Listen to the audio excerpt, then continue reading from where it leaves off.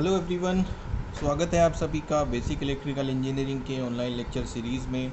हम पढ़ रहे हैं module 1 DC circuits and 10 lectures 10 videos already cover up हो चुके हैं मॉड्यूल 1 से। आज हम 11th वीडियो को कवर करने जा रहे हैं, आज लेक्चर नंबर 11। और आज का जो टॉपिक है that topic is mesh analysis.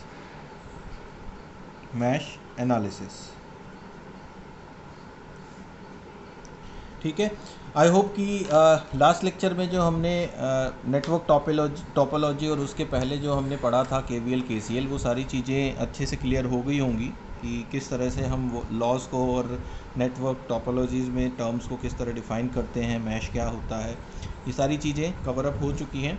ठीक है, तो मैश एनालिसिस बेसिकली एक ऐसा मेथड है सर्किट सॉल्व करने का जो केवीएल से रिलेट करता है। ठीक है, this law is basically related to KVL, right. KVL को अगर हम एक बार याद करें, मेमोराइज़ करें, तो केवीएल में हमने कहा था कि किसी भी क्लोज सर्किट में जितने भी वोल्टेजेस ईएमएफ या वोल्टेज ड्रॉप्स अवेलेबल हैं, उन सबको अगर एल्जेब्रिकली सम करें तो उनका सम इक्वल टू 0 आना चाहिए। ठीक है, एक्सप्रेशन के लिए हमने वहाँ पर एक मैथमेटिकल एक्सप्रेशन लिखा था, summation of V plus summation of E is equals to 0। E हमारे ईएमएफ सोर्सेज थे और वी हमारा वोल्टेज ड्रॉप था, voltage drop across the resistance. ठीक है, अब आपको पता है जो ई है वो तो ऑलरेडी एक वोल्टेज सोर्स सर्किट में कनेक्ट होता है एज ए बैटरी या एज ए सोर्स, लेकिन जो वी है वो एक ओम्स लॉ के अकॉर्डिंग वोल्टेज ड्रॉप क्रिएट होता है जो किसी भी रजिस्टर के अक्रॉस। ठीक है, इसका मतलब क्या हुआ कि मैश एनालिसिस में जो हम केवीएल का यूज़ करेंगे, केवीएल में हमारे पास Kirchhoff voltage law plus Ohm's law, इन दोनों लॉज का यूज़ होता है। ठीक है, केवीएल में हम सभी वोल्टेजेस का सम करके एक इक्वेशन क्रिएट करते हैं और ओम्स लॉ में हम क्या करते हैं, किसी भी रेजिस्टेंस के अक्रॉस वोल्टेज ड्रॉप को कंसिडर करते हैं। ठीक है, तो ये बेसिकली मैश लॉ का फंडामेंटल है कि केवीएल और ओम्स लॉ दोनों को जब हम यूज़ करते हैं एक साथ एक इक्वेशन बनाने के लिए, वहाँ पर मैश एनालिसिस क्रिएट होता है। ये बहुत ही आसान सा मेथड है, कोई डिफ़िकल्ट मेथड ये नहीं है। फिर भी स्टूडेंट्स इस मेथड में बहुत सारी मिस्टेक्स करते हैं। अक्सर वो इक्वेशंस गलत करते हैं, साइन गलत लगाते हैं, पॉजिटिव नेगेटिव में छोटी छोटी मिस्टेक्स हो जाती हैं जिससे पूरा का पूरा क्वेश्चन गलत हो जाता है। ठीक है, तो मैश एनालिसिस शुरू करने से पहले हम सबसे पहले एक छोटी सी चीज़ समझ लें कि एक और मेथड होती है सिमिलर कैटेगरी की, उसको हम बोलते हैं लूप मेथड, लूप एनालिसिस। ठीक है, एक और मेथड है, ये आपके सिलेबस में नहीं है बेसिकली, लेकिन दोनों में बेसिक अंतर क्या है। लूप और मैश में हम ऑलरेडी एक अंतर देख चुके हैं, एक डिफरेंस देख चुके हैं कि लूप एक ऐसा क्लोज पाथ है जो हम फर्दर दूसरे क्लोज पाथ में डिवाइड कर सकते हैं, लेकिन मैश एक ऐसा क्लोज पाथ होता है जिसको किसी दूसरे मैश में या दूसरे लूप में हम डिवाइड नहीं कर सकते। ये चीज़ हम ऑलरेडी देख चुके हैं। तो बेसिक डिफरेंस इन दोनों मेथड्स में सिर्फ इतना ही है कि मैश एनालिसिस के अंदर हम सिर्फ मैश से रिलेटेड बात करते हैं, मैश को कंसिडर करते हैं, और लूप एनालिसिस में हम लूप्स को कंसिडर करते हैं। ठीक है, एज वी नो मैश और लूप्स में जो बेसिक डिफरेंस है उसमें हम कहते हैं कि जितने भी मैश हैं वो सारे लूप हम कह सकते हैं, ऑल मैश आर लूप्स। ठीक है, तो लूप और मैश दोनों मेथड में एक छोटा सा बेसिक सा डिफरेंस है, राइट। हम आगे जब क्वेश्चन डिस्कस करेंगे तब मैं एक डिफरेंस दिखाऊंगा आपको इसमें कि मैश और लूप में बेसिक क्या अंतर होता है, राइट। तो चलिए मैश एनालिसिस के सबसे इम्पॉर्टेंट फंडामेंटल सीख लेते हैं। यहाँ पर जो सबसे इम्पॉर्टेंट चीज़ है वो है साइन कन्वेंशन। ठीक है, साइन कन्वेंशन का मतलब है कि जब हम कोई भी सर्किट को डील करेंगे, उसको डील करते हुए पॉजिटिव और नेगेटिव साइन कब कहाँ कैसे हमें लगाना है, राइट। तो इसके लिए हम एक छोटा सा एक एलिमेंट ले लेते हैं जो कि मोस्टली सर्किट्स में आपको मिलेगा, जो है एक रेजिस्टेंस। ठीक है, वी हैव रेजिस्टेंस, मान लीजिए एक रेजिस्टेंस सर्किट में होता है आर, राइट। रेजिस्टेंस एक पैसिव एलिमेंट है, हमें पता है ये चीज़। ठीक है, तो रेजिस्टेंस एक पैसिव एलिमेंट है तो उसके लिए क्या होना चाहिए, पावर एब्जॉर्बिंग होना चाहिए। और पावर एब्जॉर्बिंग कब होता है, जब वोल्टेज और करंट दोनों पॉजिटिव होते हैं। ठीक है, अब हमें क्या करना है, हमें एक रेजिस्टेंस के थ्रू करंट फ्लो कराना है जो किसी भी रैंडम डायरेक्शन से हो सकता है। There can be two directions, एक डायरेक्शन लेफ्ट से राइट हो सकती है, एक डायरेक्शन राइट से लेफ्ट हो सकती है। तो दोनों ही डायरेक्शन में से कोई एक हम चूज़ करके यहाँ पर डायरेक्शन को असाइन कर देंगे। मान लीजिए हमने करंट की डायरेक्शन ये लगा दी है, this is the current flowing through this resistance. If current is flowing through this direction from left to right side, तो जो करंट की डायरेक्शन है उसके हिसाब से वोल्टेज की पोलैरिटी कहाँ होनी चाहिए, सिंपल है, यहाँ पर पॉजिटिव होना चाहिए, यहाँ पर नेगेटिव होना चाहिए। क्यों ऐसा होना चाहिए? क्योंकि हमें पता है पावर अब्जॉर्बिंग एलिमेंट में current should enter from the positive side. तो दैट इज़ वाई रेजिस्टेंस में जो भी करंट फ्लो करेगा, जहाँ से भी वो एंटर करेगा, वो टर्मिनल हमेशा पॉजिटिव कंसिडर किया जाएगा। इन द सिमिलर वे अगर हम रेजिस्टेंस के cross through current opposite direction में एंटर कराते हैं, this is the current flowing through this to this, तो in this case we will consider this point as positive and this point as negative. ये किसकी polarity है? ये voltage की polarity है जो कि रेजिस्टेंस के क्रॉस है, वी आर हम जिसको नाम दे सकते हैं, ठीक है। तो V R is the voltage drop across the resistance, जिसकी पोलैरिटी डिपेंड करती है करंट की डायरेक्शन के ऊपर। If current is entering from this side so this will be positive, if current is entering from this side this will be positive. कहने का मतलब ये हुआ कि करंट जहाँ से एंटर करेगा वही पॉइंट हमेशा पॉजिटिव कंसिडर किया जाएगा फॉर ए रेजिस्टेंस, ठीक है। एक दूसरा एलिमेंट होता है सर्किट के अंदर, मोस्टली सर्किट्स में हमें मिलेगा, वो है एक वोल्टेज सोर्स, बैटरी, ठीक है। अब बैटरी की जो पोलैरिटी है, वो बैटरी की पोलैरिटी हमेशा बाय डिफ़ॉल्ट आपको लगी हुई होती है। सर्किट में जो भी बैटरी, जो भी वोल्टेज सोर्स दिया जाता है वो एक पोलैरिटी के साथ आता है। जैसे यहाँ पर बैटरी लगी है, इस बैटरी में आप देख सकते हैं ये है पॉजिटिव, ये है नेगेटिव। इसमें किसी भी तरह से करंट का कोई रोल नहीं है। लेकिन अगर हमारे सर्किट में जो भी हम करंट फ्लो कराते हैं, if the current is flowing through this side, अब इस साइड से करंट फ्लो होने पे हम देखेंगे कि current is entering from positive side. इसका मतलब क्या हुआ? इसका मतलब ये हुआ कि ये जो बैटरी लगी है ये एज ए लोड एक्ट कर रही है सर्किट में, एज ए लोड, क्योंकि लोड ही एक ऐसा एलिमेंट होता है सर्किट में जो पावर को एब्जॉर्ब करता है। और एब्जॉर्ब मतलब power is positive, voltage and current either both are negative और बोथ आर पॉजिटिव। तो here we have voltage is positive, current is positive, hence power is also positive, and power is positive means power is absorbing, and if power is absorbing that, then this battery is acting as load, ठीक है।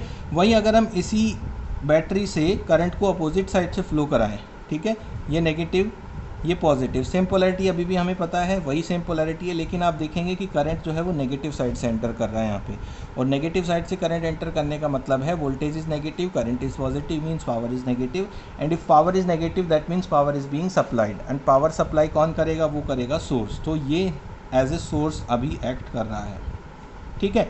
तो यहाँ से conclusion हम क्या निकाल सकते हैं? द कंक्लूजन इज़ कि वोल्टेज सोर्स में पोलैरिटी का करंट से कोई भी रिलेशन नहीं है। करंट चाहे किसी भी डायरेक्शन में क्यों ना फ्लो करे, उसका वोल्टेज की पोलैरिटी पे कोई भी इफेक्ट नहीं पड़ेगा, ठीक है। ये दो चीज़ें हमें ध्यान में रखनी है मैश एनालिसिस करते हुए। अगर हमें ये दो चीज़ें अच्छे से क्लियर हो गई तो मैश एनालिसिस में हमने most of the work complete कर लिया है। बस यही दो चीज़ें हैं जो सबसे ज़्यादा हमें काम में आती हैं मैश करते हुए, ठीक है। इसके आगे साइन कन्वेंशन समझने के बाद हम पढ़ेंगे क्या क्या स्टेप्स हैं मैश एनालिसिस को पढ़ने के लिए, ठीक है। What are the different steps जो हम लगाते हैं, कंसीडर करते हैं मैश एनालिसिस को सॉल्व करते हुए किसी भी सर्किट को, राइट। तो मैश एनालिसिस एक ऐसा मेथड है जो बेसिकली मैश को कवर करता है, ठीक है। मैश को कवर करने के लिए हमारे पास एक सिंपल सा सर्किट है। एग्जाम्पल के साथ हम इस चीज़ को डिस्कस करेंगे। Let us say we have a very simple circuit like this. एक बैटरी हमने लगाई है, let us say this is V1, one is resistance, one more resistance is here R2, one more resistance R3, and another battery is connected here. Let us say this is V2. हमारे पास ये एक circuit है। इस circuit को हमें क्या करना है? मैश एनालिसिस से सॉल्व करना है, ठीक है। तो मैश एनालिसिस के जो स्टेप्स है वो 1 by 1 स्टेप्स लिखने जा रहा हूँ यहाँ पर, ठीक है, जो हर एक क्वेश्चन के साथ फॉलो होंगे, ठीक है, जिसको हमें फॉलो करते हुए हमेशा समझते हुए चलना है कि हाँ ये स्टेप्स हमने कवर अप कर लिए हैं। सबसे पहला और सबसे प्राइमरी स्टेप होता है कि कितने नंबर ऑफ मैश सर्किट में हमें दिखाई दे रहे हैं वो हमें पता होना चाहिए, ठीक है। तो सबसे पहला स्टेप है find the number of mesh in given circuit, ठीक है। सबसे पहला काम है कि नंबर ऑफ मैश हमें पता हो, ठीक है, कितने नंबर ऑफ मैश है, क्योंकि हमारा काम यहाँ पर सिर्फ और सिर्फ मैश से होने वाला है। दूसरा स्टेप है assign an unknown current, assign an unknown current for each mesh, ठीक है, हमें क्या करना है, जितने नंबर ऑफ मैश हमने यहाँ से फाइंड आउट करे, सारे नंबर ऑफ मैश में एक करंट हमें एज्यूम करना है जिसको हम कहते हैं mesh current. The current will be called mesh current. ठीक है, हर एक मैश का एक करंट होगा, अननोन होगा। इस मैश करंट की डायरेक्शन क्या होगी, इस मैश की करंट की डायरेक्शन होगी क्लॉकवाइज। मैंने आपको बताया था कि हम करंट की डायरेक्शन रेंडमली कुछ भी ले सकते हैं। यहाँ पर दो पॉसिबिलिटी हैं, या तो करंट आपका क्लॉकवाइज रोटेट करेगा या तो एंटी क्लॉकवाइज रोटेट करेगा, बट हमारा जो कंसिडरेशन होगा that will always be in the clockwise direction. और क्लॉकवाइज डायरेक्शन क्या होती है, this is the clockwise direction, in this direction. ठीक है, इस डायरेक्शन में हम हमेशा करंट्स को एज्यूम करेंगे, राइट। एरो हमें बताएगा कि वो करंट किस डायरेक्शन में चल रहा है, किस डायरेक्शन में फ्लो हो रहा है। तीसरा स्टेप्स हमारा होगा, जितने भी एलिमेंट्स सर्किट में हैं उन सारे एलिमेंट्स में वोल्टेज पोलैरिटी को मार्क करना है। ठीक है, mark the polarity of voltage और पोटेंशियल अक्रॉस ईच एलिमेंट। हमें क्या करना है कि जितने भी एलिमेंट सर्किट में, जैसे इस सर्किट में 1 2 3 4 5 एलिमेंट है, तो पांचों एलिमेंट पे कुछ ना कुछ वोल्टेज जरूर होगा। रेजिस्टेंस है तो वोल्टेज ड्रॉप होगा, बैटरी है तो उसका वोल्टेज दिया गया है। तो सारे के सारे एलिमेंट्स पे हमें वोल्टेज की पोलैरिटी मार्क करनी है। तीसरा स्टेप्स हमारा ये होगा। चौथा स्टेप हमारा होगा, now considering first mesh and write KVL equation. ठीक है, हमें क्या करना है, जितने भी नंबर ऑफ मैश थे उनमें से कोई एक मैश को पकड़ लेना है। ठीक है, अब नेचुरली अगर दो मैश हैं तो दो मैश में पहले हम 1 को कंसीडर करेंगे, फिर 2 को कंसीडर करेंगे। इट मीन्स हमें सबसे पहले फर्स्ट मैश को लेना है, considering first mesh and write the KVL equation. KVL equation कैसे लिखनी है, KVL इक्वेशन लिखने के लिए आप क्या करेंगे कि क्लोज लूप जो मैश आपने कंसीडर किया है उसमें आपको किसी एक पॉइंट से स्टार्ट करना है और क्लॉकवाइज रोटेट करते हुए चलना है। Considering first mesh and write KVL equation going in clockwise direction. ठीक है, हमें क्या करना है, क्लॉकवाइज डायरेक्शन, फिर से हमें इसी डायरेक्शन में ही चलना है। क्लॉकवाइज डायरेक्शन हमारी है, हमने बाय डिफ़ॉल्ट एज्यूम कर लिया है कि whenever we go in a direction we will always go to in clockwise direction. ठीक है, हम क्लॉकवाइज डायरेक्शन में ही चलने वाले हैं। अब KVL इक्वेशन लिखने के लिए आपको पता है कि जो भी साइन पहले आएगा वो साइन आपको लेना है क्लॉकवाइज चलते हुए। Whatever sign will come, हम KVL में भी देख चुके हैं, हमने वहाँ देखा था कि जो भी साइन हमें पहले मिल रहा है उस साइन को हमें लेते हुए चलना है। ठीक है, KVL इक्वेशन बन जाएगी। KVL इक्वेशन कैसे बनेगी, हमें क्या करना है, algebraic sum of all the voltages must be equals to 0 करना है। ठीक है, ऑल द वोल्टेजेस में मैंने EMF भी कंसीडर कर लिया है और वोल्टेज ड्रॉप को भी कंसीडर कर लिया है। ठीक है, अब आपको क्या करना है, अब आपको करना है repeat step 4 for remaining mesh. अब आपको फर्स्ट स्टेप फर्स्ट मैश के लिए करने के बाद जितने भी बचे हुए मैश हैं उनके लिए सेम स्टेप फॉलो करना है। जो स्टेप आपने यहाँ से किया वो स्टेप आपने आगे किया। Once you are done with all the mesh, आपके पास हर मैश से एक एक इक्वेशन आती चली जाएगी और हर एक मैश से जो भी इक्वेशन आएगी उसको आपको फर्दर आगे सॉल्व करना है। ठीक है, छठा स्टेप आपके पास है कि solve all the obtained equations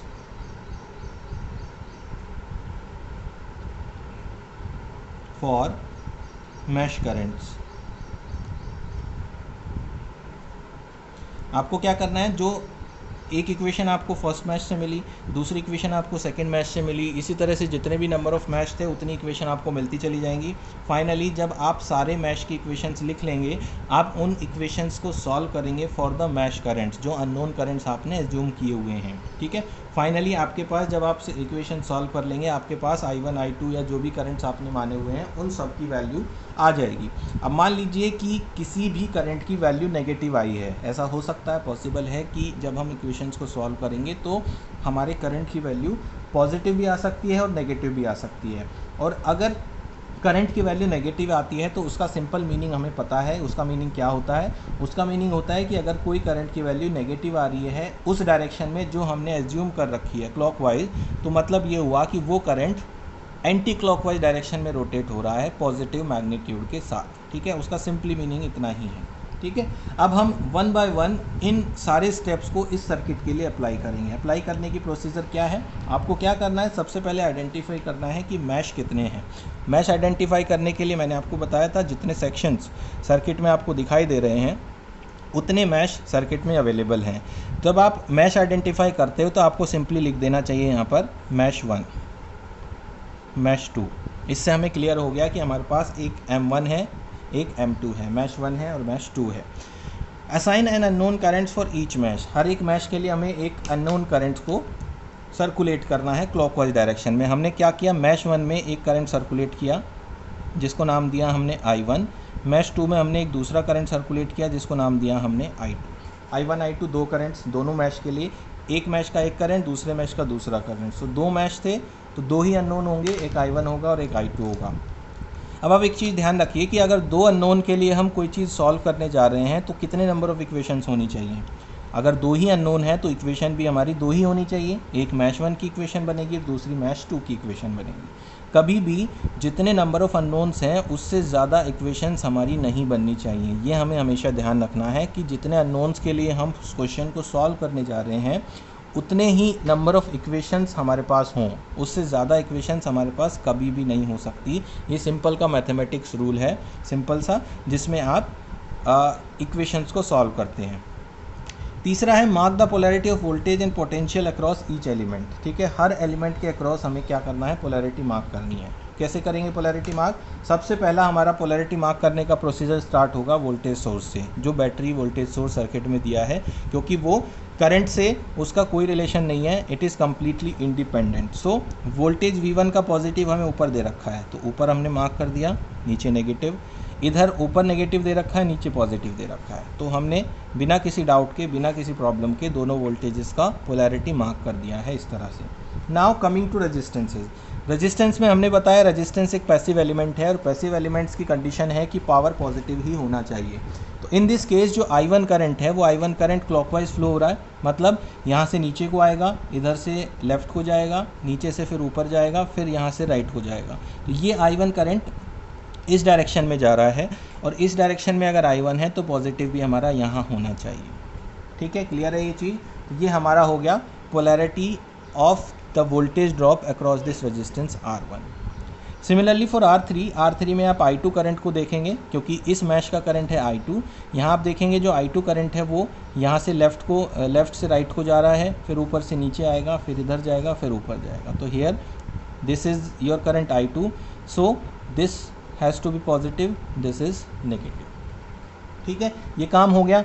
अब आप देखिए इस मैश में ये ब्रांच और ये पॉइंट, ये पूरी तरह से इंडिपेंडेंट ब्रांचेज हैं, इंडिपेंडेंट एलिमेंट्स हैं। इंडिपेंडेंट का मतलब है कि ये एलिमेंट्स किसी भी दूसरे मैश के साथ कनेक्टेड नहीं हैं।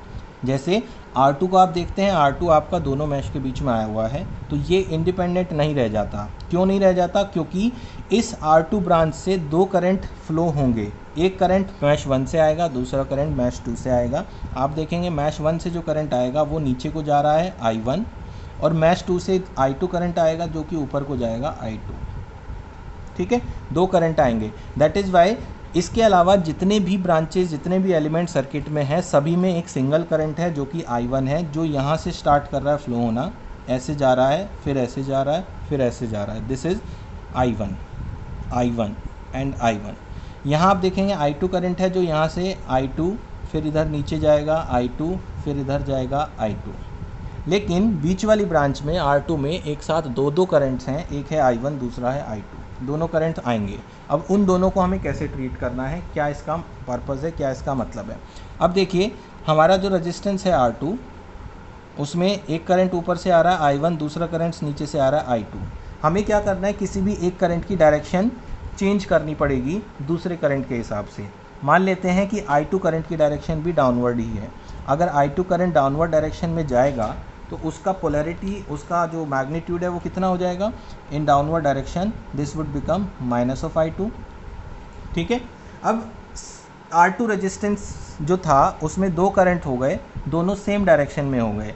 दोनों को सेम डायरेक्शन में होने के लिए हमें क्या करना होगा, जो नेट करंट जाएगा R2 में, वो नेट करंट कितना हो जाएगा, वो हो जाएगा I1 माइनस ऑफ I2, क्योंकि जो नेट करंट है, एक करंट है नेगेटिव, दूसरा करंट है पॉजिटिव, तो दोनों का जो नेट आएगा वो आएगा I1 माइनस I2। डायरेक्शन किसकी रहेगी, जो हमने नीचे को ले रखी है, जिसमें हमने कन्वर्ट किया है I2 को भी नीचे को, तो इसलिए डाउनवर्ड डायरेक्शन में जो करंट आएगा that will be I1 minus I2। सो यहाँ पर हमारा करंट हो गया I1 माइनस ऑफ I2।